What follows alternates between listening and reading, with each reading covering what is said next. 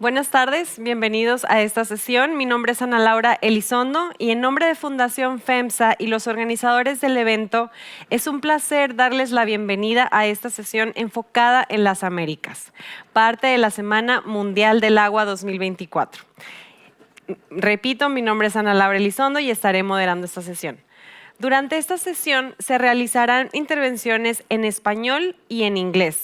A los asistentes presenciales les pedimos que utilicen la aplicación Interprify para seleccionar el idioma de su preferencia. El número de la sesión es 11885. Para nuestros participantes virtuales, pueden elegir el idioma deseado haciendo clic en el botón correspondiente en la plataforma.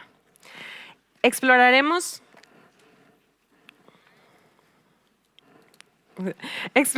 la importancia de la innovación en la resiliencia climática y su impacto en la gestión de aguas transfronterizas.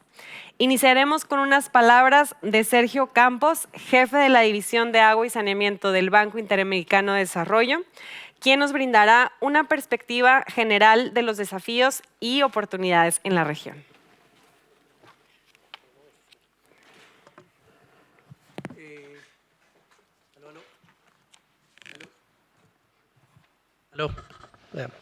Bueno, muy buenas a todos, buenas tardes. Quiero darles la bienvenida a nuestra última sesión del Foco de las Américas, en un tema en el que CIWI nos ha convocado a conversar sobre algo tan importante como son las cuencas transfronterizas. Como lo recordaba Tomás en la apertura, para Latinoamérica no podemos hablar de seguridad hídrica sin hablar de cuencas transfronterizas.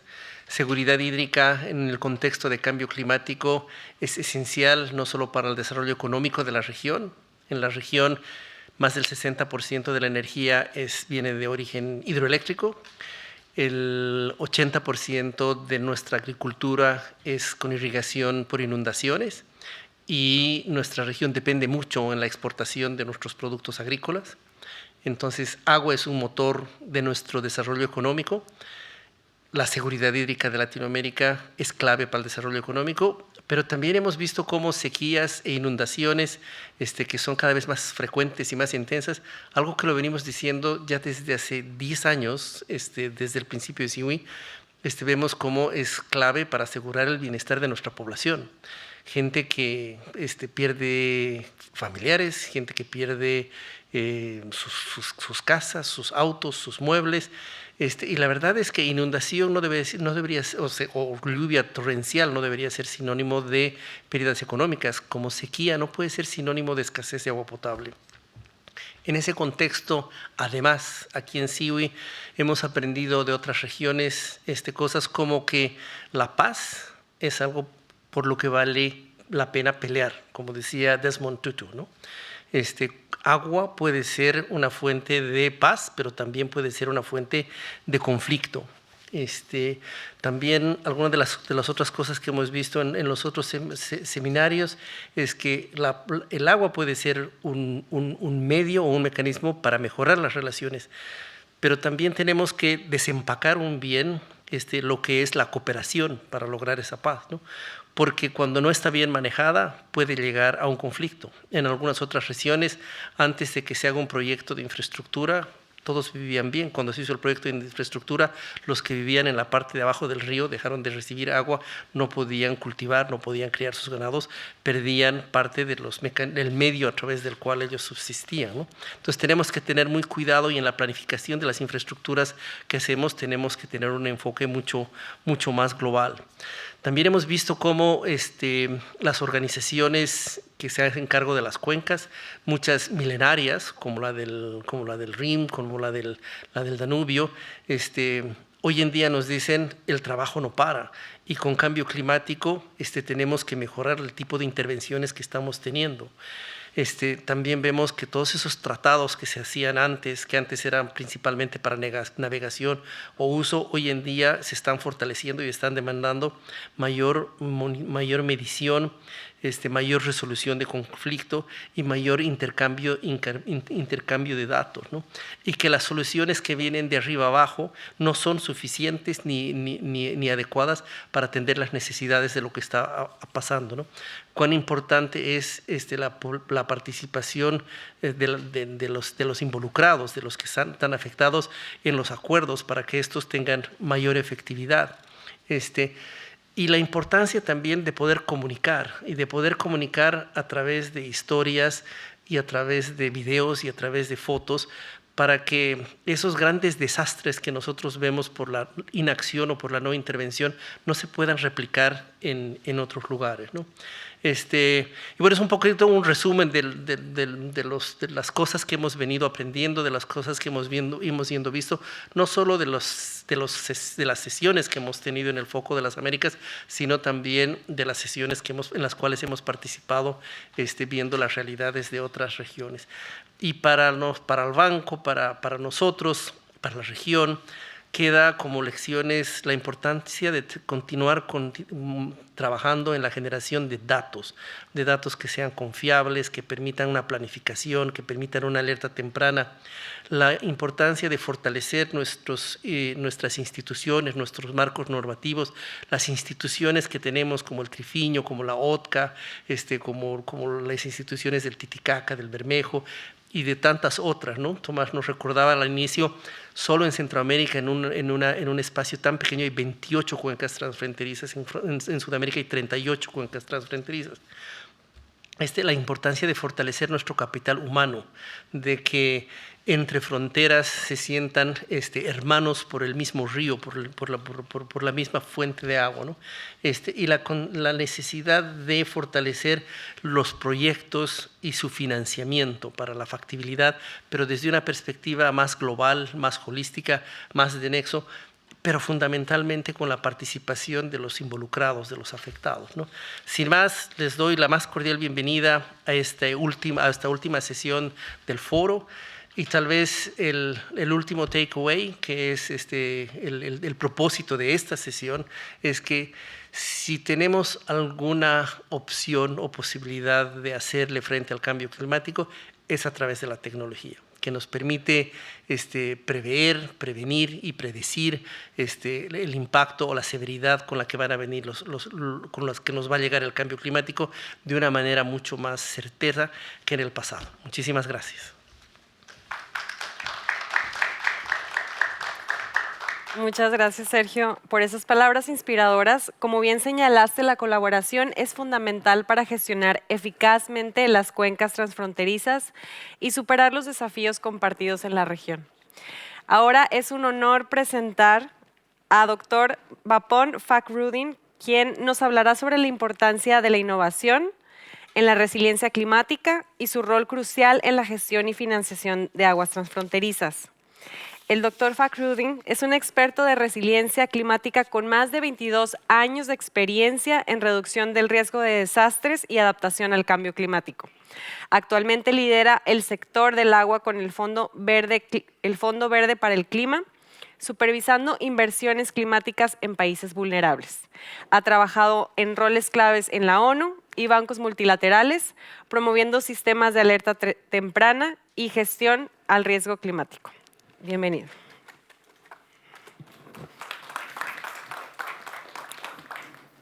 Thank you so much. Buenas tardes a todos. A lo mejor están cansados de esta sesión. Mi español es terrible, por ende ni siquiera haré la prueba de dirigirme a ustedes en español. Qué placer estar aquí. Me llamo Bapon Fakhrudin, trabajo para Implement Fund.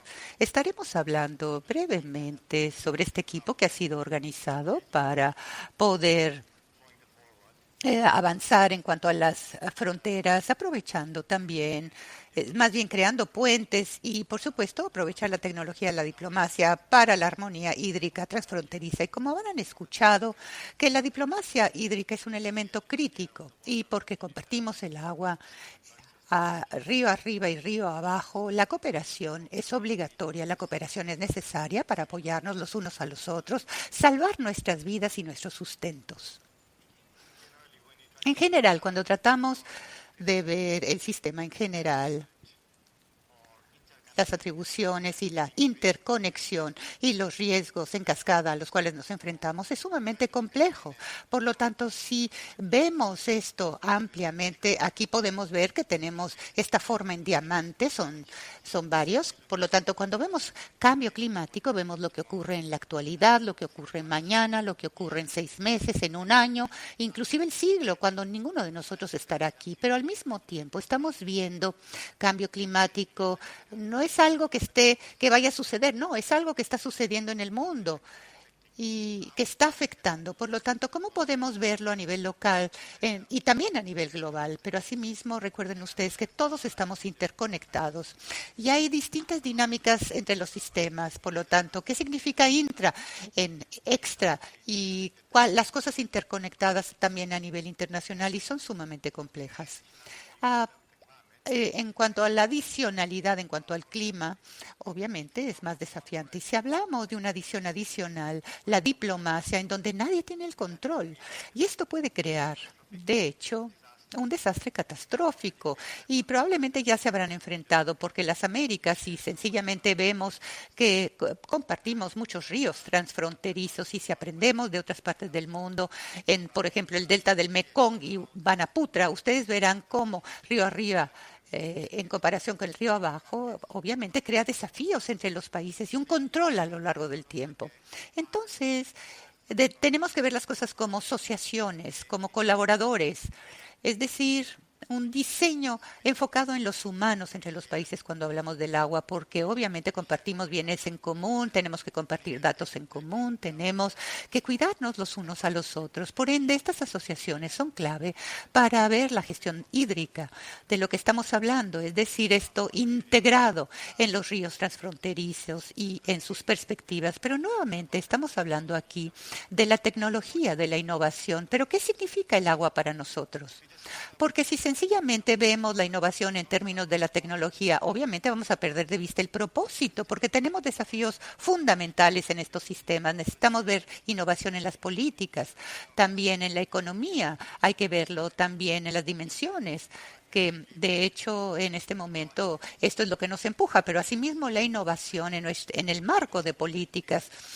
Tenemos que integrar la innovación y la tecnología dentro de todas estas perspectivas. Si no lo hacemos, no podremos lograr lo que deseamos lograr a nivel colectivo. Este es un panorama del río transfronterizo, el Brahmaputra, en la India y Bangladesh, que obviamente viene de la India, de Nepal y de China. Y en la última semana habrán visto ustedes que un país como Bangladesh es muy conocido debido a las severas inundaciones y tenemos que salvar millones de personas, pero cuando estamos hablando de cuestiones transfronterizas no podemos gestionar el todo. Los datos han sido compartidos y los datos entendidos, pero si no seguimos compartiendo estos datos, la información, aunque tengamos la tecnología en un país, obviamente no podemos controlar los aspectos transfronterizos porque desconocemos cuánta agua está llegando al país vecino y qué está sucediendo en estos países. Entonces,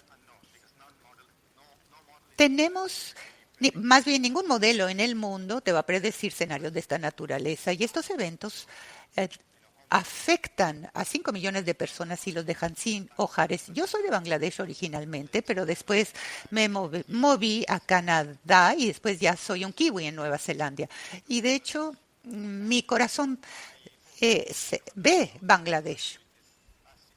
El año pasado hubo una gran inundación en mi país. Por lo tanto, todos necesitamos entender las cosas, porque si estamos en los ríos a nivel superior, es importante compartir los datos y los ecosistemas y también los sistemas tecnológicos podrán trabajar a través de los canales diplomáticos. Y cuando tenemos estos sistemas y con la tecnología, ¿qué tanto de estas señales e información llega al dominio operacional? Y déjenme decirles que esto es importante. Y verán ustedes que mucha de la ciencia y de la información tecnológica y la innovación no se traduce. ¿Y qué significa para nosotros como comunidad, como individuos o como sector? Entonces, esto es sumamente importante para poder crear puentes entre la política y la aplicación a nivel terreno. Y cuando tratamos de revisar este tipo de aspectos, hay muchos desafíos en cuanto al financiamiento climático o financiamiento en general también, porque cuando estamos hablando de financiamiento climático, el sector hídrico se enfrenta a desafíos adicionales. Por ende, necesitamos revisar todos estos aspectos, es decir, cómo poder entender qué tanto el clima está impactando nuestras cuencas. Y en esta perspectiva necesitamos entender que la integración es importante y cómo los sistemas naturales funcionan y cómo nuestros sistemas sociales ecosistémicos y también los sistemas administrativos para poder embalar este tipo de programas. Y muy a menudo, cuando deseamos diseñar un programa para el agua a nivel transfronterizo, necesitamos pensar en los aspectos de seguridad hídrica, porque a veces no entendemos qué significa y qué significa en cuanto a la seguridad, por ejemplo, los servicios hídricos en las ciudades, porque si hablamos de pronósticos,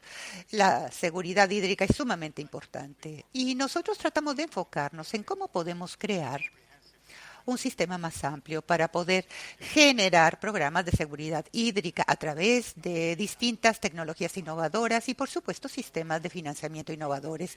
En el mundo lo que tenemos que revisar aún más son los riesgos, porque a menos a que entendamos los riesgos con base en los peligros y narrativas climáticas, utilizando las vulnerabilidades de exposición, no podremos reflejar qué tipo de intervención o qué tipo de actividades necesitamos revisar a nivel transfronterizo o a nivel país o inclusive a nivel comunitario. Pero también necesitamos entender qué tanto creamos, digamos, o pensamos en el agua como un activo, qué tanto valor nos aporta el agua. Y esto es sumamente importante, es decir, revisar cómo valoramos el agua y utilizamos el agua como tecnología y como un tipo de activo para poder mejorar nuestra perspectiva de seguridad hídrica. Asimismo, el financiamiento, es decir, cómo podemos entender el impacto potencial en los proyectos hídricos, pero también debido a cambio climático necesitamos entender cuáles son los paradigmas y los cambios que estamos aportando en las comunidades, qué tipo de innovación estamos aportando, pero asimismo qué tan sostenibles son estas soluciones para cubrir las necesidades a nivel local y sentirnos y que la comunidad se sienta propietaria, porque a fin de cuentas vas a estar invirtiendo tu dinero y necesitas como legislador saber a dónde se dirigen tus inversiones a nivel comunitario o a nivel doméstico nacional. Básicamente esto es lo que deseaba decirles el día de hoy. Ojalá y podamos llevar a cabo mayores cooperaciones a través de la diplomacia, como también con la innovación y la tecnología en todos estos aspectos. Y déjenme decirles que nuestra agencia apoya muchísimo en cuanto a los aspectos de seguridad hídrica y hemos creado proyectos hídricos y guías para los países para poder entender de mejor manera lo que es la colaboración y trabajar juntos. Tenemos lineamientos para la seguridad y la paz. Muchísimas gracias a todos.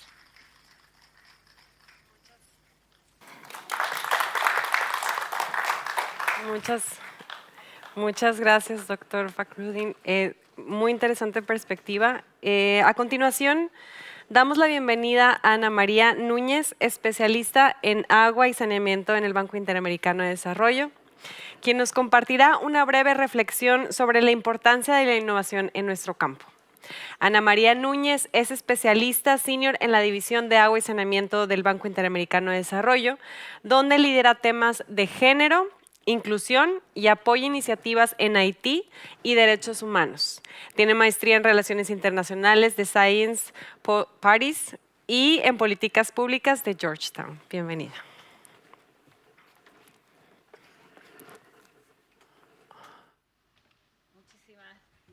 Muchísimas gracias, Anita. Yo voy a hablar brevemente sobre una iniciativa que justamente impulsamos con Fundación FEMSA y otros socios. Impulsamos con Fundación FEMSA y otros socios, que es Fuente de Innovación. Y a título de introducción, sin tratar de repetir lo que ya dijo nuestro keynote speaker, esta es una sesión que se trata sobre tecnología y ciencia en aguas transfronterizas. Entonces, vamos a hablar de un recurso obviamente que trasciende fronteras, trasciende naciones, y en este contexto la colaboración internacional se vuelve indispensable. Sabemos que el cambio climático, el crecimiento demográfico desordenado y la intensificación de las actividades humanas están ejerciendo una presión sin precedentes en nuestras cuencas. En particular, las cuencas transfronterizas, por su naturaleza misma de ser compartidas, tienen desafíos que son aún más complejos y que van a requerir que pensemos diferente para poder acceder a soluciones realmente innovadoras. Entonces, la ciencia y tecnología en ese contexto representan un arsenal de soluciones que nos permiten abordar esos desafíos y que van desde sistemas de monitoreo remoto hasta modelos hidrológicos súper avanzados. Es decir, que las posibilidades para todos, para poder trabajar en este tema son infinitas. Desde el BID promovemos desde hace ya varios años el uso de herramientas poderosas como por ejemplo HidroBid, un sistema de simulación de cuencas que desarrollamos en casa en el 2014 para justamente garantizar que podemos abordar este tipo de desafíos. Nos hemos dado cuenta que para ir hacia ese camino debemos de garantizar que los servicios que estamos proveyendo, son servicios que se desarrollan en extrema colaboración con las comunidades. Es decir, que promovemos a través de las soluciones innovadoras equidad, inclusión y justicia social. Y para ello necesitamos realmente pensar outside the box, dando espacios a temas como el cambio de comportamiento y el arte social, como lo hemos desarrollado en Lazos de Agua con nuestros colegas de OneDrop y las demás socios que son parte de la iniciativa. Podría dar más ejemplos, pero aquí lo más importante es la necesidad, o sea, resaltar la necesidad que tenemos de innovar. Y entonces, en el 2021, como Grupo BID, es decir, incluyendo los brazos del sector privado de la institución, lanzamos Fuente de Innovación, el cual es un ejemplo de cómo la cooperación internacional puede justamente impulsar soluciones innovadoras para los desafíos hídricos que estamos enfrentando, particularmente en cuencas transfronterizas. Entonces, a través de la investigación avanzada, el desarrollo tecnológico y la implementación de políticas efectivas, Fuente de Innovación, cofinanciada por los socios claves que ven en pantalla, está a disposición de todos los actores del sector en América Latina y el Caribe para alcanzar un futuro con servicios de agua y saneamiento sostenibles, resilientes e inclusivos. Entonces, esperamos que las discusiones de hoy nos inspiren a tener nuevas ideas, a que surjan nuevas colaboraciones que nos permitan avanzar hacia la protección y el uso sostenible de nuestras cuencas compartidas. Muchísimas gracias por la oportunidad de presentar Fuente.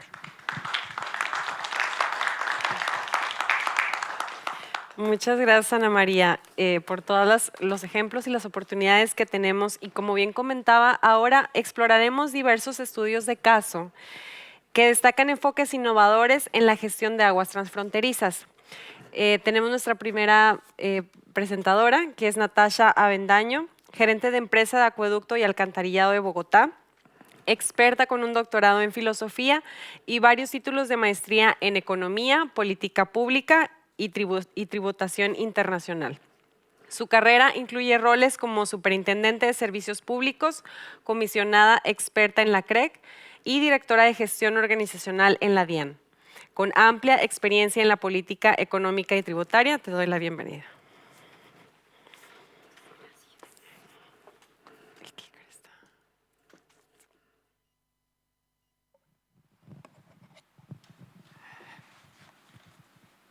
Buenas tardes a todos. Aquí rápidamente quiero compartir con ustedes. Yo iba a hablar en inglés, pero voy a hablar en español. La presentación está en inglés, entonces espero que no sea muy enredado todo. Pero rápidamente quiero compartir con ustedes un poco cómo es el sistema de abastecimiento de Bogotá y cómo efectivamente pensando y cuando estábamos preparando este panel, hablábamos no solamente de transfronterizo en el sentido de transfronterizo internacional, sino transfronterizo es intranacional para el caso particular de Bogotá. Ayer precisamente en la presentación de la tarde hablamos de qué porcentaje de agua las principales ciudades del mundo hoy, en particular de Latinoamérica, creemos nosotros que importan de otras cuencas para poder abastecerse. Y la respuesta, si mal no recuerdo, era el 75%, y en el caso de Bogotá es un poquito más de eso, y es precisamente por la ubicación geográfica de la ciudad.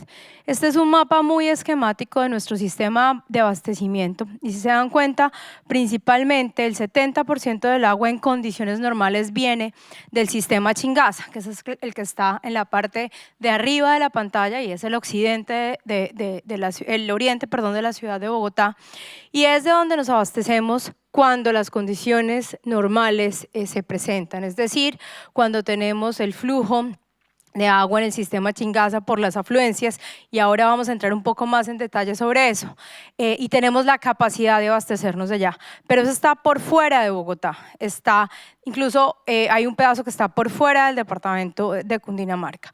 Al norte, que tenemos el sistema que en condiciones normales es el 26-30%, también está por fuera de Bogotá, está dentro del departamento, pero no está en la ciudad. Y el único sistema que hace parte de Bogotá es el que nos da más o menos el 5%. Entonces, efectivamente, tenemos una importación de agua que nos hace tener que tener una relación, digamos, transfronteriza local con las otras comunidades. Y en ese sentido tenemos un montón de trabajo, no solamente de innovación para poder garantizar la medición adecuada de los caudales de las lluvias y del comportamiento de esas cuencas que trasvasamos hacia nuestra cuenca del sistema Chingaza, sino también para compensar de manera adecuada las actividades, no solamente desde el punto de vista ambiental, sino desde el punto de vista del trabajo con las comunidades que tienen sus actividades productivas en esas cuencas, tanto en la del río Bogotá como en la de Chingaza, y que nos permiten de alguna manera la protección de ese suelo. Esto es algo bastante esquemático de cómo funciona el agua y cómo funciona esa relación transfronteriza de fronteras internas. Y es en el piedemonte llanero, que es lo que está aquí a la izquierda o a la derecha más bien del mapa, es donde se genera mayor parte de precipitaciones que terminan por los flujos cayendo arriba en el páramo. Y esa es el agua que nosotros en Bogotá bebemos. Y es el agua que se genera la mayor parte del 50% entre la Amazonía y la Orinoquía, haciendo entonces que esto, además, entonces esta es como la segunda parte, trasciende las fronteras colombianas y se vuelve a la importancia del ecosistema de la Amazonía y la Orinoquía. Y esa es la segunda parte en la que es muy importante en este ejercicio de innovación transfronteriza, es cómo lograr entender la dinámica de esas otras cuencas, incluso las que trascienden el área geográfica colombiana, en particular en la Amazonía, y cómo la conservación de esas fuentes le afectan de alguna manera a el sistema de abastecimiento de Bogotá. Entonces, para nosotros, en el sistema de abastecimiento de Bogotá es fundamental garantizar la existencia y la conservación, obviamente, de nuestra Amazonía y nuestra Orinoquía. No tengo aquí un mapa de Colombia, pero más o menos unas 2/3 partes de la diagonal de la región andina hacia abajo son selva o son llano, llanura, y ahí es lo que se llama precisamente todo lo que alimenta el piedemonte llanero para luego tener esas lluvias. Y por lo tanto, cuando empezamos a bajar más hacia Brasil, hacia Venezuela, donde está la selva amazónica, es donde empiezan a surgir esas inquietudes de que si esa pérdida que se está dando allá abajo termina obviamente de manera ecosistémica afectando la Amazonía colombiana y por lo tanto de una manera indirecta afectando el abastecimiento en la ciudad de Bogotá. Entonces quería como compartir con ustedes esto y ahí están un poco los porcentajes que les acabo de mencionar en materia de dónde viene el agua que consumimos en Bogotá y por qué es tan importante desde el punto de vista de innovación poder complementar nuestros análisis de medición en tierra con análisis satelitales, con información satelital para poder tener una visión mucho más completa de esas gráficas que teníamos del comportamiento de las lluvias que han sido históricamente independientes de los fenómenos extremos climatológicos, pues cómo podemos anticiparnos. Los pronósticos nunca van a ser perfectos, pero cómo podemos anticiparnos en una condición de cambio climático como la que estamos viviendo, a poder estar preparados para saber si eventos como los que estamos viviendo en este momento de disminución de abastecimiento van a volver a suceder, que seguro sí, pero qué tan cerca van a volver a suceder y cuál va a ser su intensidad. Entonces ahí el uso de la tecnología es fundamental, de la innovación, de tener herramientas que nos permitan ser mucho más asertivos y poder tomar unas decisiones en el mediano y largo plazo que nos lleven a asegurar el abastecimiento para toda la ciudad. Muchísimas gracias.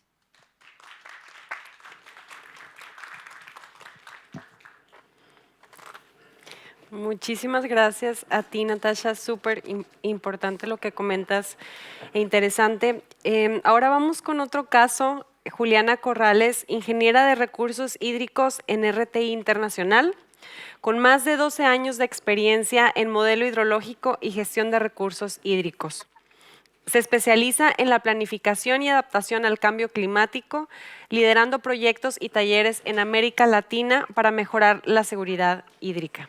Ella nos estará acompañando en línea. Perfecto. ¿Me escuchan bien?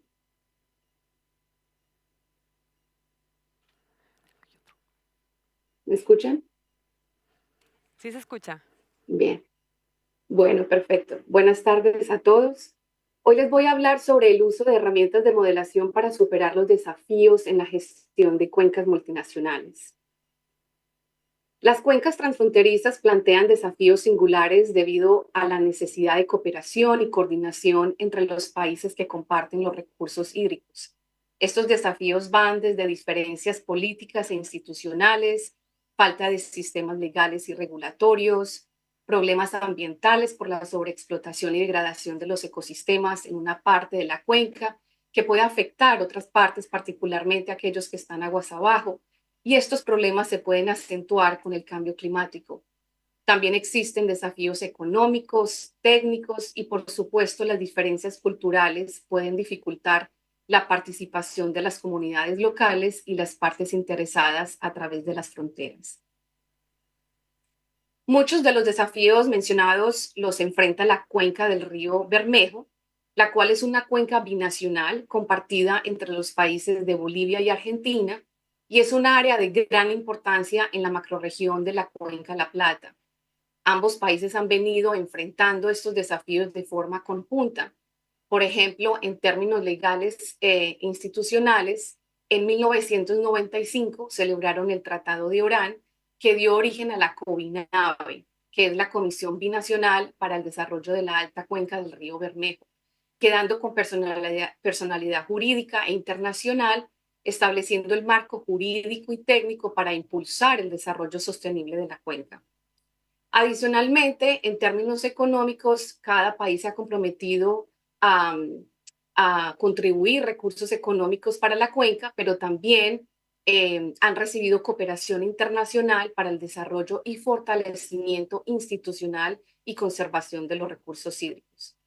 A pesar de estos esfuerzos, la cuenca aún enfrenta ciertos desafíos, como diferencias en el funcionamiento de las instituciones en ambos países, problemas de calidad de agua, especialmente en épocas de sequía, limitaciones en la capacidad técnica y la falta de un sistema integrado de datos.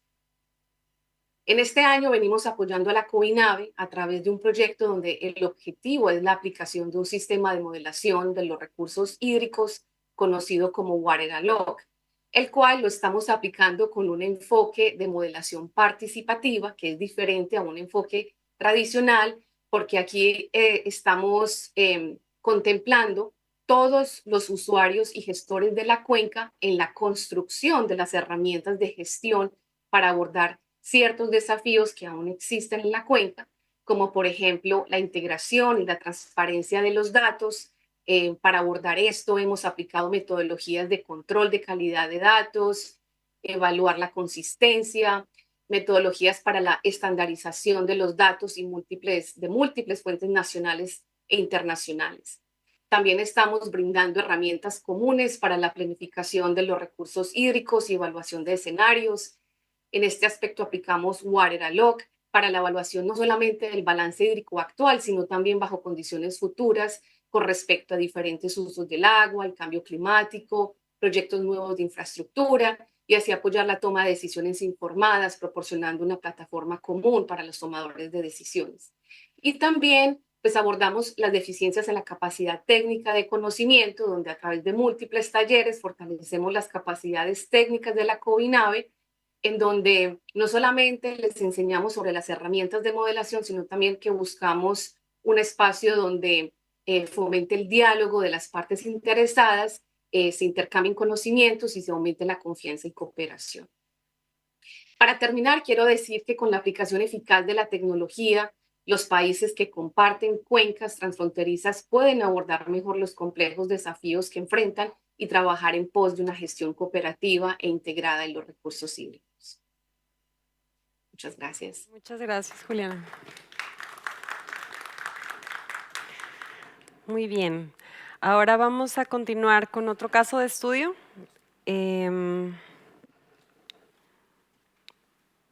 Y voy a presentar para ello a Alejandro Calvache, gerente de Cuencas Resilientes de TNC, economista de la Universidad Nacional de Colombia con una maestría en Geografía y Desarrollo Urbano de la Sorbona. Se especializa en herramientas financieras para la conservación de cuencas y bienvenido.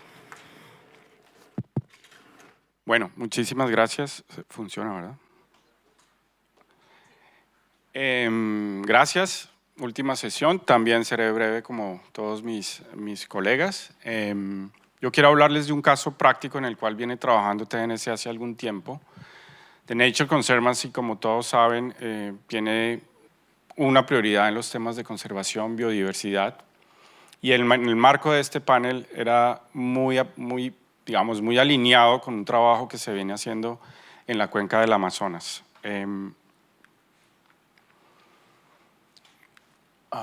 Bueno, no hay mucho más que decir de la cuenca amazónica, ¿cierto? Todos estamos muy familiarizados con su importancia. A menudo se llama el pulmón del mundo. Pocas veces se reconoce su valor hídrico y especialmente la relación del recurso hídrico con esa capacidad de almacenamiento de carbono. ¿Qué quiere decir esto? La cuenca amazónica, además de la importancia que ven aquí, 8 países, 45 millones de personas que están allí, la gran participación de grupos étnicos, el gran territorio que de hecho es liderado y protegido por comunidades indígenas. Es además una fuente de captura de carbono de entre 150 y 200 billones de toneladas. Y esto esencialmente se debe a la conectividad de los ríos que están en la cuenca y a cómo estos ríos, por su capacidad de arrastre de sedimentos y nutrientes, en realidad hacen que estos bosques sean saludables en las planicies inundables. Es un dato muy importante que no necesariamente refleja los procesos de deforestación, pero que sí refleja la importancia de la conectividad de los ríos y es ahí en donde estamos trabajando. El libre curso de los ríos y cómo estos se ven interrumpidos por actividades humanas generan un gran problema en no solo las comunidades de pez que están en la cuenca amazónica, especies de pez, sino también en el fin último de la cuenca, que es su capacidad de almacenamiento de carbono. Este es un trabajo que hemos hecho en alianza con 9 organizaciones. La idea aquí es entender un poco cómo están siendo afectadas las cuencas en el curso libre que tienen los ríos. ¿Cuál es el determinante principal de que los ríos hoy en día no fluyan, o algunos de ellos, en la forma en que deberían fluir? Y los resultados hacia el futuro pues nos dan en realidad una señal de alarma. ¿Cómo vamos a trabajar con las comunidades locales para mantener este flujo libre de ríos de manera que en realidad contribuyamos no solo al bien, digamos, importante de servicios ecosistémicos en la cuenca como captura de carbono, sino además de la dependencia de alimento de muchas comunidades que en especies de pez, pues en realidad tienen su riqueza y su dependencia. Estamos haciendo un trabajo para identificar cuáles son en realidad las prioridades de conservación de la cuenca en términos de disponibilidad y movimiento de especies de pez. Y para ello estamos haciendo un análisis de ADN ambiental. Queremos entender cómo se mueven los peces, dónde están sus zonas de bloqueo, a qué se deben esos bloqueos y cómo definimos en ese gran territorio las prioridades en las cuales queremos centrarnos en los próximos años para proteger y conservar y de alguna manera asegurar ese tránsito y ese curso libre de peces. Finalmente hay algo más valioso tal vez que la ciencia dura y es la participación y el saber local.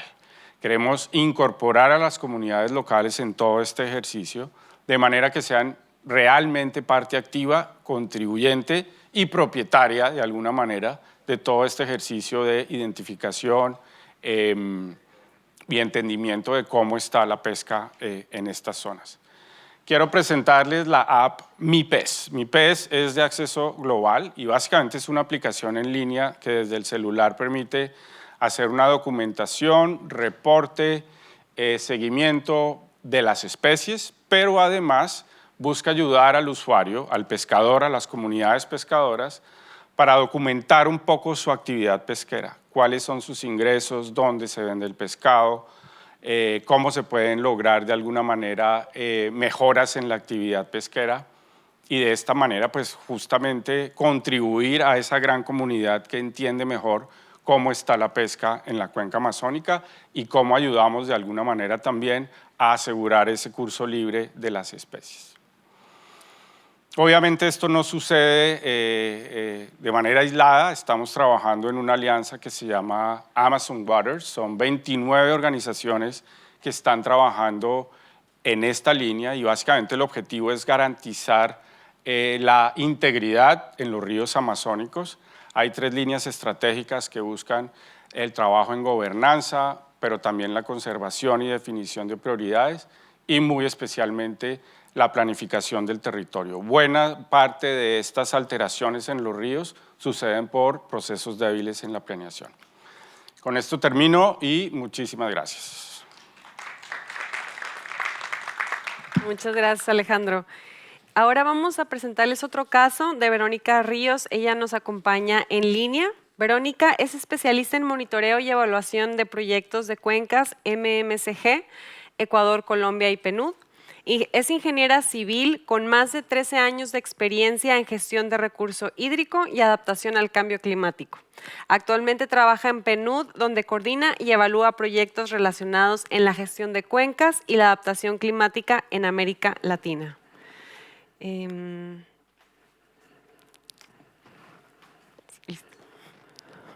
Hola, hola, ¿me escuchan? Sí. ¿Me escuchan? Bien, te escuchamos bien. Ok. Buenas tardes con todos y todas. En representación del proyecto Manejo Integrado de los Recursos Hídricos de las Cuencas Binacionales Miramataje, Carchi y Guaitara, que es un proyecto de los Ministerios de Ambiente de Ecuador y Colombia, implementado por el Programa de Naciones Unidas para el Desarrollo, PNUD, y financiado por el GEF, les voy a presentar un resumen del trabajo que venimos realizando respecto al fortalecimiento del monitoreo hidrometeorológico en las cuencas que comparten ambos países.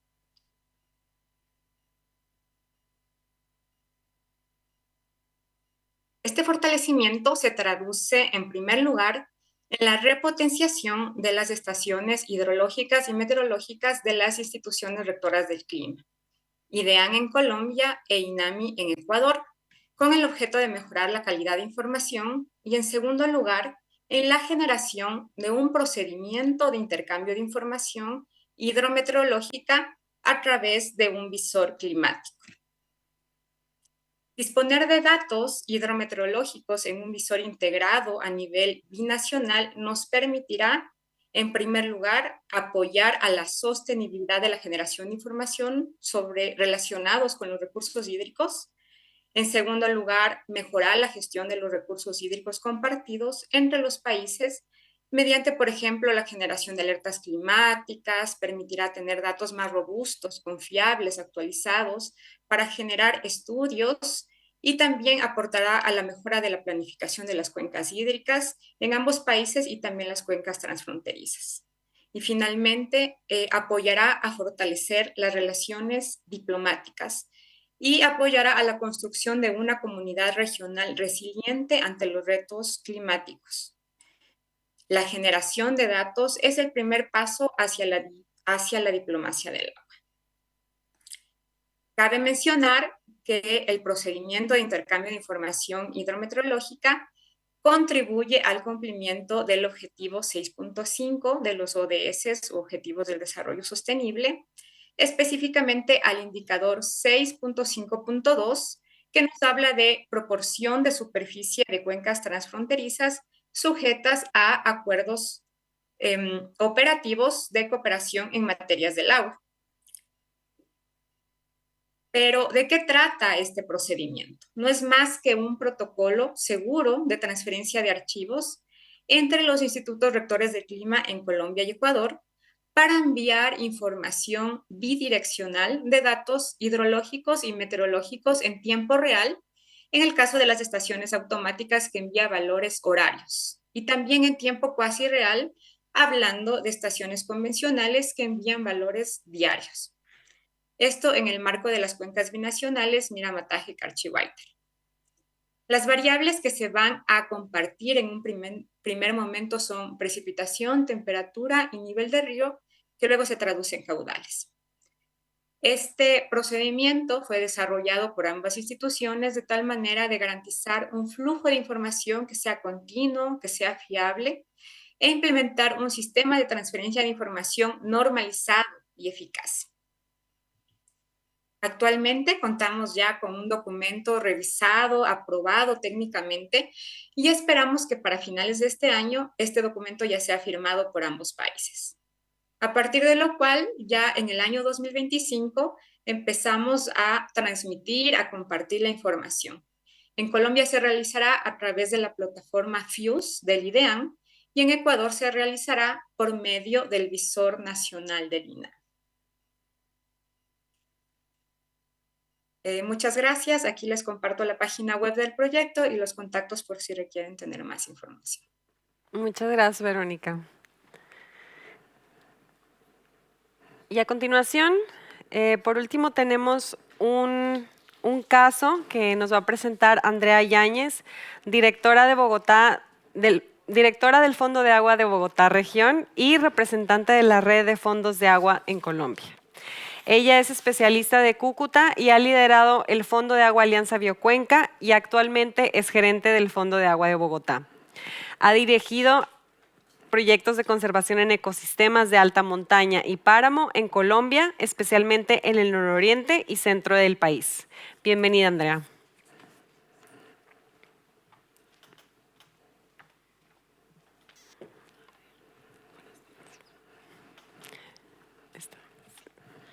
Bueno, buenas tardes para todos, mucho gusto. Bueno, primero que nada, nuestra experiencia, aquí les vengo a contar es un poco el cómo realmente lograr que todas esas acciones que de alguna manera generan estas cuencas transfronterizas puedan llevarse a cabo. Hoy les vengo a hablar de la Alianza Latinoamericana de Fondos de Agua. Somos parte de la alianza, somos más de 26 fondos, plataformas de acción colectiva, pero voy a hacer un zoom particular en Colombia. Y esto quiere decir que tenemos una agremiación y una articulación entre fondos de agua, más de 6 fondos de agua, que se llama la Red C, y hemos venido promoviendo este tipo de plataformas y hoy nos une un propósito, trabajar también en una cuenca transfronteriza.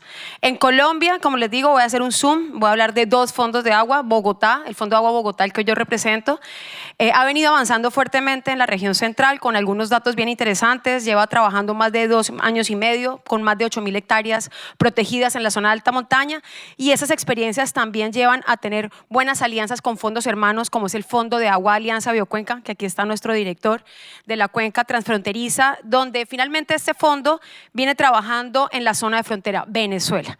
Venezuela, obviamente con todos los desafíos y retos que tienen, tenemos algunos propósitos que hemos venido trabajando fuertemente en 9.000 hectáreas, más de 8 años de trabajo y más de 3.000 familias beneficiadas.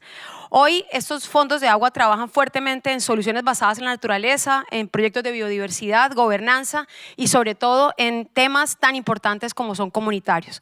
Colombia y Venezuela se unen gracias a una alianza que más que una plataforma de acción colectiva es una plataforma de conocimiento, que Colombia ha avanzado fuertemente en la región en modelaciones hidrológicas, transfronterizas, hemos avanzado fuertemente en ciencia, en temas de estudios isotópicos, han avanzado en estudios de protocolos de biodiversidad y lo más importante, se cuenta con una plataforma en línea que permite generar en tiempo real esa visualización de territorio y de acciones. Pero en Venezuela, gracias a esta alianza, también tenemos la gran oportunidad de trabajar con la Universidad de los Andes, que ha permitido generación de información gracias al Estudio Nacional de Agua en Venezuela y que ha cruzado muy bien con la información que nos ha entregado el IDAM en términos del Estudio Nacional en Colombia. Y algo muy importante, que existen protocolos de monitoreo de impacto. Estas dos vertientes en términos de ciencia nos permite generar una alianza en común. Se viene trabajando hace más de 2 años en pensar en cuál es la cuenca o realmente la región, y es la región del lago de Maracaibo. Más de 135 cuencas abastecen este gran lago que de alguna manera lo que tenemos en nuestro propósito es corresponsabilidad, proactividad y reactivación. Eso es lo que queremos. En esta región se benefician más de 6 millones de personas que de alguna manera benefician a la ciudad de Cúcuta, Pamplona, Ocaña, Maracaibo y Mérida.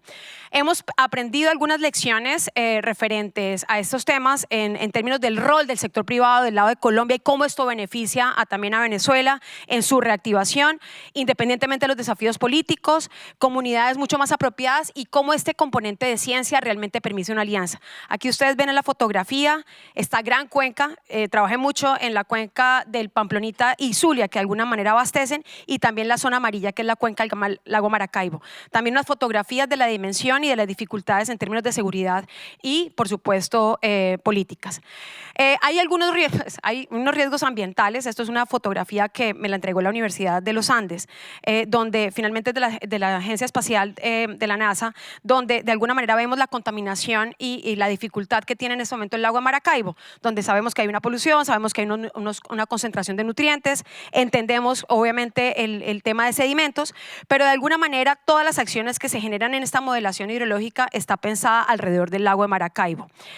Algunos avances, y la buena noticia es que ALMA es esta alianza que se hace entre Colombia y Venezuela, Alianza por el lago de Maracaibo, además el nombre es bellísimo, y donde hemos tenido unos avances en cooperación técnica, hemos tenido avances en inversiones en Colombia, tenemos una plataforma de acción colectiva que se creó gracias a la universidad y por supuesto del lado colombiano, y un proyecto estructurado que está avanzando alrededor de unas 1000 hectáreas en conservación. Esta alianza se hace gracias a los fondos de agua, a la Universidad de Pamplona y por supuesto a la Universidad de los Andes en Colombia. Muchas gracias. Muchas gracias, Andrea. Muchas gracias, Andrea. Ahora pasaremos a una conversación moderada por Andrés Sánchez de la OEA, donde exploraremos en mayor profundidad los estudios de casos presentados, identificando temas comunes y lecciones aprendidas. De hecho, voy a llamar a todos aquí al escenario en lo que presento a Andrés, Natasha, Alejandro, Andrea, por favor. Nos comentan, Andrés, que Julián está teniendo unos problemas técnicos, pero bueno, aquí estarán presentes. Andrés es economista con énfasis en desarrollo sostenible y candidato a doctorado en Derecho. Especializado en marcos de financiación de ecosistemas regionales y cuencas compartidas, Andrés lidera proyectos de gestión de ecosistemas y aguas compartidas en América Latina y el Caribe. Aló. Voy a hablar acá. Vale, bueno, para mí es un honor y es un placer estar acá con ustedes, pero pues tengo una tarea muy difícil porque me dicen que en 2 minutos los tengo que convencer de por qué es importante la contribución de la ciencia y la tecnología en la diplomacia del agua. Entonces acá viendo, pues se me hace bastante difícil tratar de convencerlos, pero voy a hacer el mejor intento. Miren, lo primero que yo les puedo decir es este tipo de conversaciones no se tenían hace 10, hace 15, hace 20 años, ¿no? En los últimos 4 años, después de que pasó la pandemia, realmente el mundo nos llevó a que la ciencia y la tecnología tuvieran un rol mucho más relevante y mucho más potente dentro de la gestión de los recursos naturales compartidos, porque nosotros al final Hablamos de las Américas como un gran continente que está compuesto de una estructura ecológica principal, distintos ecosistemas, y hay juegos interconectados entre todos ellos, como lo decía Natasha, ¿no? La Amazonía no es solo el agua de distintas regiones en Sudamérica, sino también por ahí pudiera ser la cantidad de nutrientes que genera el sargazo, ¿no? Entonces, esas son cosas diplomáticas interesantes en las que los tomadores de decisiones tienen que estar listos para poder tomar o poder informarse bien y poder hacer negociaciones exitosas en torno a la financiación, como decía Vapón y como decía Sergio. Entonces, lamentablemente, yo creo que nadie y ningún tomador de decisión va a tener la capacidad de poder entender eso sin las mentes brillantes como ustedes, ¿no? Y que empecemos a hablar de este tipo de cosas con muchísima más soltura, siempre en un ámbito cooperativo, ¿no? Hablando de relaciones entre países y demás, y también aprovechar la puerta que nos abren instituciones como el BID, como el Fondo Verde para el Clima y como Fundación FEMSA, donde realmente están dispuestos a apostar por una tecnología que los lleve a ellos a entender de que el riesgo de invertir en cuencas transfronterizas ha disminuido, ¿no? Y la ciencia y la data debería disminuir el riesgo, porque en la medida en que uno entiende algo, disminuye el riesgo, ¿no? En la medida en que uno está enfermo y sabe que tiene, disminuye el riesgo de la misma enfermedad. Entonces, en ese orden de ideas, creo que eso es la hidrodiplomacia, y con base en eso, pues le vamos a hacer un par de preguntas aquí a los colegas para que nos ilustren un poco más, y el llamado a la acción con ustedes, pues es independientemente de lo que pase y la respuesta que den, sigan trabajando por la diplomacia, sigan teniendo esa visión multilateral, sigan teniendo esa visión de distintos países, porque la ciencia todavía no se atreve a tener esas discusiones de manera amplia, como hasta ahora lo estamos haciendo los políticos, pero eso va a pasar, ¿no? Y ustedes que ya lo entendieron, pues tienen que estar preparados. Voy a empezar entonces con una pregunta para Natasha, y le preguntaría a Natasha cuáles son las conclusiones del estudio de impacto de deforestación en la selva amazónica en términos de producción hidrológica en el páramo de Chingaza. Esto sí está prendido. A ver, Andrés, pues precisamente en los ejercicios que estamos haciendo en la empresa, buscando cómo vamos a incrementar nuestra capacidad de abastecimiento, los estudios que hay hoy en día dicen que si todo sigue igual, y pongo igual porque ya vimos que no está igual que hace 60 años, la capacidad de abastecimiento de Bogotá va al 2033. Y eso es pasado mañana. Entonces, parte de los estudios que ha venido adelantando la empresa de acueducto en los últimos años son para ver cuáles son esas capacidades de abastecimiento adicional. Y como se los mencioné en la presentación, el 70% de nuestro abastecimiento en condiciones normales viene del páramo de Chingaza. Entonces, ahí es muy importante entender esas dinámicas y el impacto es que el 50% del agua, 25 viene de la Amazonía y 25 viene de la Orinoquía.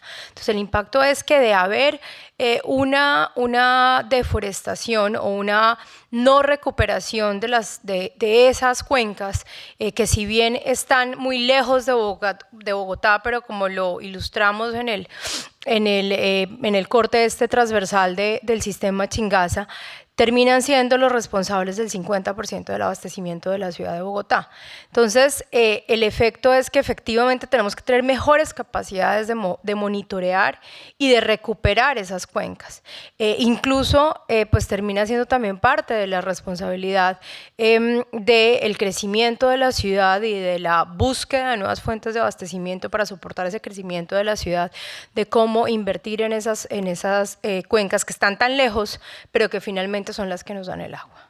Vale, gracias Natasha. Y con esa pregunta, bueno, chequeo si Juliana ya está activa porque es que esta pregunta se conecta con la de Natasha. Estoy por acá, ¿me escuchas? Ah, bueno.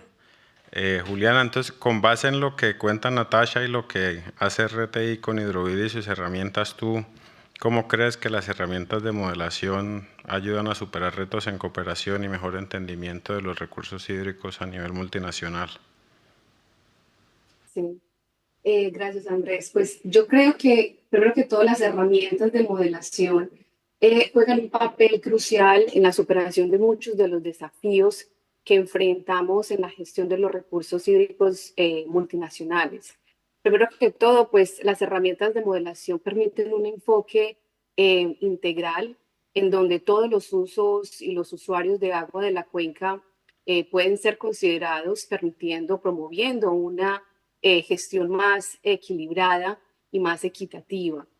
También los modelos ayudan a optimizar la distribución del agua, disminuyendo los conflictos que pueden existir y mejorando la eficiencia en la gestión de los recursos hídricos. También pues, las herramientas se pueden integrar con sistemas de soporte de decisiones que combinan datos, los resultados de las simulaciones, las visualizaciones, que permiten evaluar el impacto de diferentes decisiones de gestión o diferentes políticas en diferentes sectores o en diferentes regiones de la cuenca, pudiendo identificar algunas soluciones que pueden ser más sostenibles y equitativas para todos los países que están involucrados. Por otra parte, pues las herramientas de modelación facilitan el diálogo y la negociación, porque plantean un lenguaje común que está basado en datos y en los análisis científicos, reduciendo así pues disputas sobre la disponibilidad de los recursos, sobre la asignación del agua a diferentes sectores, más bien entonces fomentando el diálogo y la negociación. Y por último, cuando se aplican las herramientas de modelación, sobre todo en este enfoque de modelación participativa que hablaba en mi presentación, en donde los diferentes usuarios de la cuenca, los diferentes gestores de la cuenca hacen parte de la construcción de estas herramientas de modelación. Esto pues fomenta el intercambio no solamente de datos, la transparencia de conocimiento, de técnicas, sino también que incentiva pues la confianza, la comunicación, la cooperación entre las partes interesadas. Vale, gracias Juliana. Y pues digamos así diciéndolo suena bien bonito, ¿no? Pero entonces ahora paso a Andrea con quizás una pregunta más práctica y espinosa, porque es que la idea es tener este tipo de conversaciones, ¿no? O sea, que no solo se quede en la letra y en lo que decimos, sino que en cada cosa que uno diga sepa perfectamente qué hay detrás, ¿no? Cuántos acuerdos, cuántos fondos, qué tipo de personas, ¿no? Y eso lo da también la gestión en campo. Y pues yo creo que Andrea, con la experiencia transfronteriza entre Colombia y Venezuela, que es una situación bien interesante, no sé qué nos puedes contar sobre estrategias que se hayan implementado para consolidar el interés, recursos de actores públicos, privados, academia. Súper. Bueno, tú lo has dicho, ¿no? El papel aguanta todo y realmente venimos desde un proceso de los fondos de agua, desde ese call to action, que de alguna manera bajamos a terreno tomando decisiones, incluso cometiendo errores en las inversiones. Yo creo que parte de la estrategia, y que incluso me sorprende un poco con el tema de Venezuela, es que a pesar de la situación política, pues ha podido hacer, obviamente, procesos en terreno de caracterización biofísica, donde las universidades y la academia, de la mano del sector privado, y uno pensaría que el sector privado no está en Venezuela, y de alguna manera se pueden generar algunas acciones que permiten esa focalización en áreas y priorización. Creo que la frontera como tal está viva, independientemente de un cierre, y tú lo sabes, porque vos sos de allá, y hay una dinámica comercial que permite que de alguna manera que esa dinámica comercial, tanto que está en Colombia como en Venezuela, necesitan tener ese sueño de estar de alguna manera corriendo menos riesgos en temas de agua. Y me sorprende un poco más cuando es la dificultad de intervenciones en terreno en Colombia y no en Venezuela. O sea, realmente la problemática de esa cuenca del lago Maracaibo, que incluso cuando se hizo el fondo de agua, la plataforma hace muchos años, se pensó en la cuenca del río Zulia y Pamplonita, pero no con la visión del Catatumbo. Incluso Cúcuta es parte de la cuenca del Catatumbo. Cúcuta vierte, la zona del páramo de Santurbán vierte a un proceso del Golfo Maracaibo, donde de alguna manera los empresarios, los donantes, instituciones están donando por esa hidrosolidaridad, y que las discusiones de diplomacia se dan es en terreno. Entonces, hemos cometido errores en terreno. Necesitamos, por supuesto, medir más y, sobre todo, garantizar a las comunidades que hay una trazabilidad del bienestar en casa, ¿no? En terreno. Vale, gracias, Andrea. Y bueno, hice la pregunta porque precisamente ese es el hermanamiento que tiene que haber en el tipo de enfoques, ¿no? El sensoramiento remoto.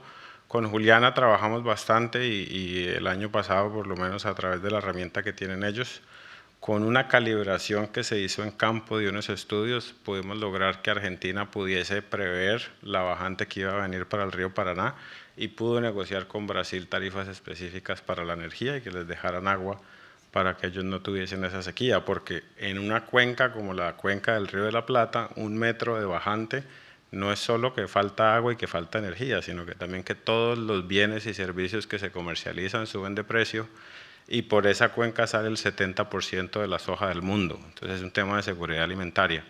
Entonces los incentivamos a que tengan ese tipo de pensamiento, ¿no? De juegos muy interconectados, ¿no? De cuencas que son sumamente relevantes y de esa necesidad de que trabajen en conjunto, porque al final nada de esto se puede hacer si todos trabajamos juntos. Yo creo que esa es una de las ventajas que ha tenido la crisis económica, ¿no? Que nos ponen a todos a trabajar juntos y ojalá nos podamos quedar así. Entonces, bueno, ahora paso también a un tema muy importante, ¿no? Para acá una pregunta para Alejandro, y es el tema de, bueno, ¿cómo funciona el tema de las especies y de los ADNs específicos que hay dentro de las cuencas y qué impactos pueden tener dentro de los países, ¿no? Entonces, mantener esta estabilidad de los ecosistemas. Gracias, Andrés. Este estudio en realidad de ADN ambiental lo que busca es, primero que todo, y lo sabemos aquí, hemos perdido muchas especies en la Amazonía. La degradación, el cambio de uso, las prácticas, digamos, la presión antropogénica ha hecho que evidentemente haya una bajada muy drástica en la cantidad de especies en la Amazonía. Lo que este estudio busca y hay una referencia muy interesante de un paper que se publicó al respecto, es entender muy bien con pruebas de ADN dónde están esos remanentes de peces, cómo se mueven a lo largo de los flujos en la Amazonía y dónde podría uno empezar a hacer un trabajo específico de priorización para conservar esas especies. Entonces, la idea básicamente es, como usted lo dijo al principio, es entender muy bien el problema y ser consciente de que hay un problema, pero localizarlo además, en este caso con pruebas de ADN que nos permiten básicamente identificar dónde está la especie, dónde se interrumpe su flujo, dónde hay una obstrucción en el cauce libre que realmente afecta el tránsito de la especie, por lo cual pues genera una barrera y de ahí un poco entender las causas de por qué estamos perdiendo esa especie. Entonces, la idea es que eso se complemente mucho con la participación de la gente, que la gente además pueda documentar con esta aplicación Mi Pez cómo son sus faenas de pesca, para entender también muy bien esto, cómo afecta el primer punto, que es el flujo libre y la disminución en especies y digamos, en cantidades. Vale, gracias Alejandro. Y para complementar y seguir ahí en la cuenca amazónica, le voy a hacer una pregunta a Verónica y quizás ahí mencionar 2 temas que son importantes y relevantes para que todos tengamos en cuenta. Desde que yo tengo memoria dentro de la organización han habido pocas misiones especiales, ¿no? Para hacer facilitación y demás. La pasada fue, bueno, Haití, República Dominicana, que ojalá que no tengamos que tener otra misión así, pues porque fue un tema de agua y ojalá que eso no se vuelva a repetir. Por eso es importante que ustedes sean conscientes del rol que pueden tener a través de ciencia, tecnología, mejor entendimiento para entender, pero también hubo una entre Colombia y Ecuador, ¿no?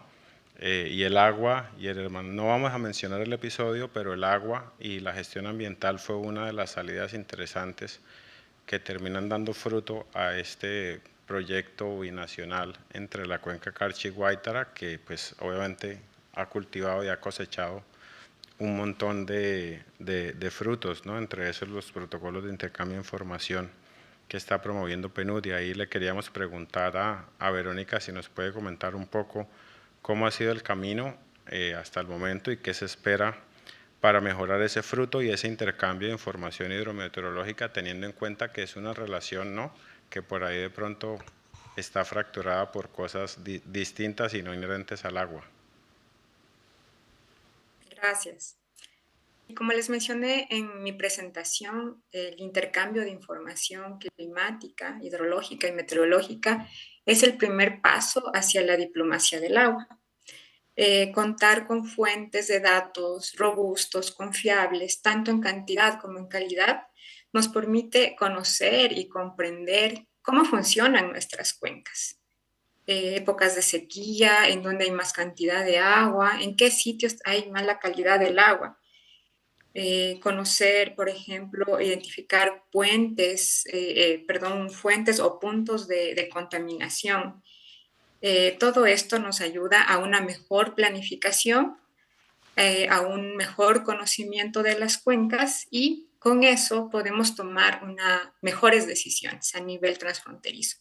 Creo que ese es el paso importante que estamos dando desde el proyecto, desde la línea base, que son los datos, y de ahí, con datos confiables reales, podemos tomar buenas decisiones. Vale, perfecto. Gracias, Verónica.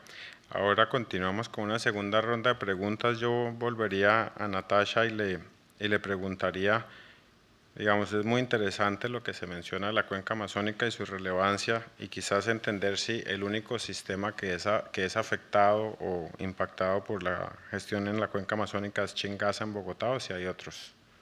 A ver, efectivamente lo que el estudio nos demostró, una de las conclusiones de ese estudio es que hay interconexión, así como hay interconexión con la parte lejos, llamémoslo así, de la Amazonía, o sea, con esa Amazonía que, si bien está ecosistémicamente conectada con la Amazonía colombiana, también hay conexión con los otros sistemas de abastecimiento, y por eso era importante darles como la película de dónde es que sacamos el agua nosotros, y cómo esos balances hídricos de alguna manera se compensan. Y por el otro lado, si bien el estudio mencionaba que hay una reducción que puede haber una reducción de hasta el 40% en el mediano plazo de las lluvias en las cuencas que abastecen Chingaza, pues también hay un incremento de la lluviosidad en las cuencas o en la cuenca del río Bogotá. Entonces, en ese sentido, todo está interconectado, y todas las dinámicas que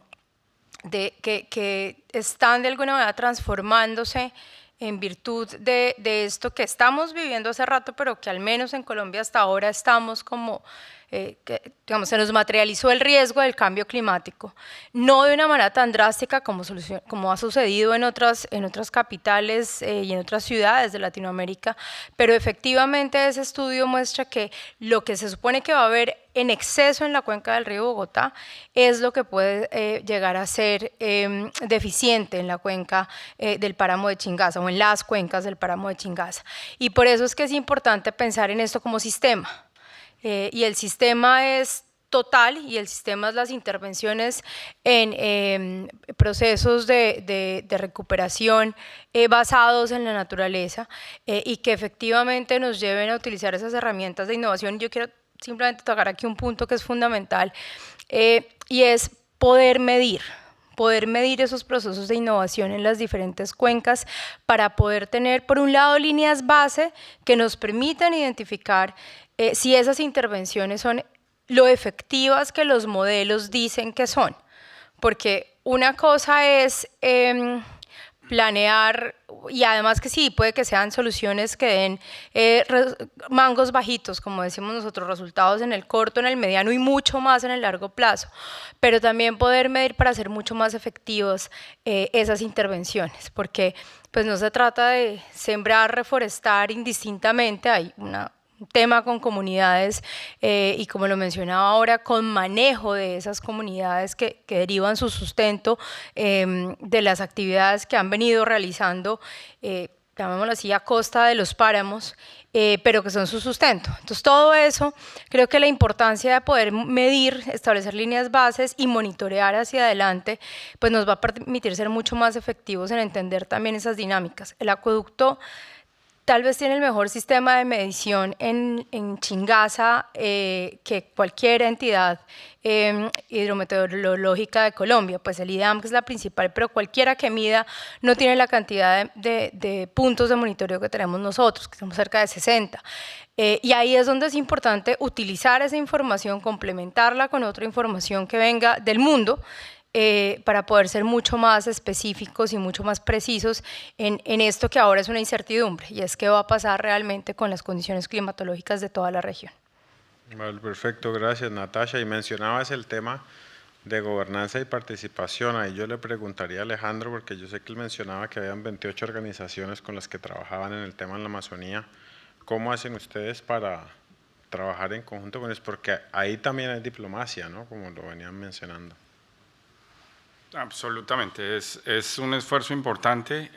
Este es el tipo de, digamos, de asociaciones que requieren liderazgo, que requieren acuerdos programáticos, pero digamos que hay un fin común que es muy claro y que es muy importante en la Amazonía, es la integridad ecológica y la integridad, digamos, de la Amazonía y de los ríos de la Amazonía. Con eso, claro, Amazon Waters en realidad definió un plan, después de un buen tiempo de acuerdos, relaciones, diplomacia, de 3 líneas estratégicas que creo que caen muy bien en la necesidad de mantener la Amazonía y la conectividad en los ríos del Amazonas, que tienen que ver con gobernanza, primero que todo. Después con todo el tema de conservación y priorización. Si hay algo que tienen que hacer estos grandes grupos es definir los temas, 2 o 3 en los cuales se van a concentrar en el corto y mediano plazo. Y un último que es en realidad, por supuesto, la base y la principal causa de la afectación de los libres cursos de los ríos, y es la falta de planeación en el territorio y cómo realmente se debe informar mejor a los tomadores de decisión sobre, por ejemplo, procesos de minería o generación hidroeléctrica, de cuál es en realidad el efecto generado con estos procesos de manera anticipada a la implementación de los proyectos. Es difícil, pero con el bien común y unas líneas claras creo que ayuda mucho a la gestión. Vale, gracias Alejandro por el énfasis en gobernanza. Ahora quizás le preguntamos a Andrea sobre deforestación, bueno, que es uno de los puntos principales para la seguridad hídrica. Y ahí, ¿cómo nos puedes explicar tú o qué tipo de contribución ha tenido el Fondo de Agua al Nororiente colombiano en controlar o hacer acciones para la deforestación en Venezuela? Bueno, del lado de Venezuela, primero hablar un poco del lado de Colombia. La Alianza de Cuenca tiene aliados importantes que muchas veces son satanizados, como es en el caso de los palmeros, los bananeros, los agricultores que están, pues obviamente también haciendo aportes a la producción de la región en una zona en conflicto. Entonces, hay unos datos importantes que se han venido gestando a través de las autoridades ambientales y también en los acuerdos voluntarios propiamente que los proyectos están. De los 3.000 acuerdos, por decir algo, los 1.500 acuerdos voluntarios del lado colombiano en los estados de caracterización biofísica y socioeconómica, las personas de alguna manera en las entrevistas que tienen las comunidades también reportan algunas amenazas. Y eso tiene mucho que ver con la tenencia de la tierra. Yo creo que la informalidad en Colombia de alguna manera tampoco permite tener unas estadísticas tan reales como lo que dice el IGAC o lo que está diciendo. Una cosa son los datos del Catatumbo, que estamos hablando de 20.000 hectáreas de deforestación, y otra cosa es lo que reportan las comunidades. Entonces, ese cruce de información en terreno normalmente no cruza, y eso tiene mucho que ver pues por la información, Del lado de Venezuela, obviamente en el estado de Mérida, que es donde está prácticamente la estructuración del proyecto, la universidad ha hecho unos estudios bien interesantes en ese términos de poder identificar, pero creo que la dinámica de deforestación, lo que entiendo, es mucho más densa del lado colombiano. En este momento, en la cuenca de Chamá, que es la cuenca donde está el estado de Mérida, reportaban muy poco. Ahí hay tema y la dificultad es un poco de las actividades de producción sostenible y obviamente la contaminación por efectos de nutrientes. Entonces, sí se tiene una información de base, pero yo creo que el reto ahí es que la información normalmente no cruza con la información de terreno. Ok, vale, gracias Andrea por destacar esas dinámicas que también son relevantes y son contextos que, independientemente de que algunos casos de conflicto sean más visibles o de descoordinación entre países, es un contexto que se ve y se observa mucho en todas las fronteras. Nos quedamos sin tiempo, no voy a poder continuar con Verónica y con Juliana, pero yo sí les quiero agradecer mucho a ustedes por el esfuerzo. Esperamos que les haya gustado el panel. Fue un panel con mucho esfuerzo, con mucha preparación, ¿no? Donde cada pregunta y cada detalle fue pensado para poderles dar lo mejor el mejor espectro de la diplomacia del agua, la financiación y demás. Y un aplauso para nuestros panelistas. Y le devuelvo la palabra a Ana Laura. ¿Sí? Si tenemos preguntas en la audiencia. Ah, bueno. No sé si... ¿Alguien tiene una pregunta? No los veo. ¿Alguien tiene? Es que no se ve. No. ¿Quién es? No. Yo veo luces. No, muy bien. ¿Alguien tiene una pregunta? No se ven manos, no. Creo que todo estuvo muy claro. Sí, por favor. Muchas Marcelo. gracias. Si es que desde acá no se ve nada. Y a mí me cortaron. Sí, no, si no, yo le hago las Gracias. Sí, no, una pregunta rápida. Yo sé que estamos cansados todos, así que... no, me gustaría conocer un poco más sobre las tecnologías emergentes que realmente están facilitando esta gestión en las cuencas transfronterizas, ¿no? Así que no sé quién quiere contestar. Economías emergentes. Tecnologías emergentes. Tecnologías, entendí. Alguien, quizás Creo que yo podría una tecnología. direccionarle esa pregunta a Juliana, que yo sé que ella la va a responder. Juliana. ¿Sí escuchó? ¿Escuchan? Sí.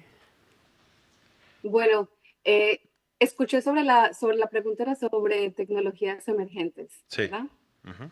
Bueno, pues en ese aspecto yo diría que ahora, pues con todo lo de la inteligencia artificial, pues también la estamos viendo como la aplicación en muchas esferas de nuestra vida, pero también en la parte de la gestión de los recursos hídricos, creo que va a empezar a jugar un papel muy importante.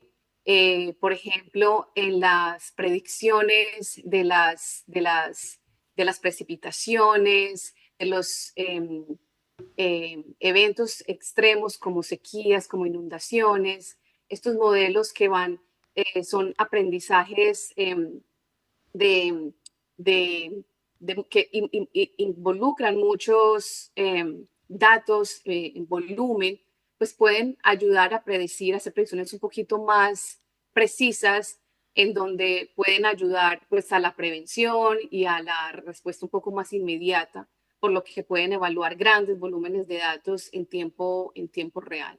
Entonces yo creo que eso es una parte fundamental que vamos a ver pues poco a poco involucrándose más en la parte de la gestión y por supuesto también hemos visto en los últimos años la parte de detección de satelital para monitoreo en términos de datos satelitales para mirar calidad del agua, contaminaciones. Entonces yo creo que también en esa parte vamos a ver una parte importante, cómo esta tecnología va a mejorar ¿cierto? La detección de ciertos contaminantes emergentes y cómo los podemos prever. Gracias, Juliana. Yo ahí quizás agregaría, Marcelo, un par de temas. Bueno, con RTI y con el banco pues estamos trabajando siempre pues en mejorar y promover sistemas para la toma de decisiones a nivel multinacional. Yo creo que ahí el tema de herramientas emergentes tienen que ver mucho con poder entender la gobernanza de los países antes y hacerle ajustes a todos los protocolos de información específicos que se van a hacer, ¿no? Y siempre tener los acuerdos de que toda la información que se va a utilizar no va a ser en detrimento de la otra parte. Entonces eso requiere que tanto los sistemas como los códigos y demás, para contarles, no sé, o sea, el tema de la definición del servidor, ¿no? Si el servidor es Amazon Web Services o es Microsoft Azure, lleva una negociación de 5 o 6 meses con muchos abogados y demás, ¿no? Entonces un poco eso nosotros lo vemos como pues de alguna manera innovación en los protocolos para democratizar la información. Y también estamos trabajando nosotros, tenemos una alianza con el Departamento de Estado de los Estados Unidos, que es un grupo interagencial del gobierno de los Estados Unidos para dar soporte a cuencas transfronterizas. Trabajamos con la NASA, con la NOAA y con el Cuerpo de Ingenieros y estamos desarrollando y aplicando modelos como en una especie de suite para que cada país escoja qué información y qué modelos quiere tener para utilización en cuencas transfronterizas. Y eso también pues ha llevado a una negociación y también inclusive estamos optando por una financiación para acoplar los modelos a desarrollo con inteligencia artificial, con la Casa Blanca. O sea, hay muchas cosas que se están haciendo, pero al final lo que yo les digo, o sea, y yo soy muy transparente, o sea, mi espectro es limitado, ¿no?, en el entendimiento de la tecnología, pero por ahí estando con los científicos y con los técnicos uno puede ser mucho más potente, ¿no? Nosotros negociamos y ustedes pueden desarrollar esos protocolos que pueden llegar, y por eso hacemos siempre alianzas. Excelente. Pues muchísimas ¿Llegamos? gracias, Andrés, por esta moderación. Excelente moderación, y muchas gracias a nuestros Ahora sí, un aplauso. presentadores. Ahora sí, un aplauso. Gracias, Natasha, Andrea, Alejandro, Juliana, Verónica. Cada caso y cada experiencia presentada aquí nos muestra un camino, pero también una interrogante o una encrucijada de la que podemos y debemos aprender, pero sobre todo debemos dar un paso atrás para salirnos de la caja y darnos la oportunidad de innovar. Voy a presentar ahora a Marcello Bassani, va a dar unas palabras. Él es especialista en agua y saneamiento del Banco Interamericano de Desarrollo y hará el cierre formal del foco en las Américas. Adelante, Marcello.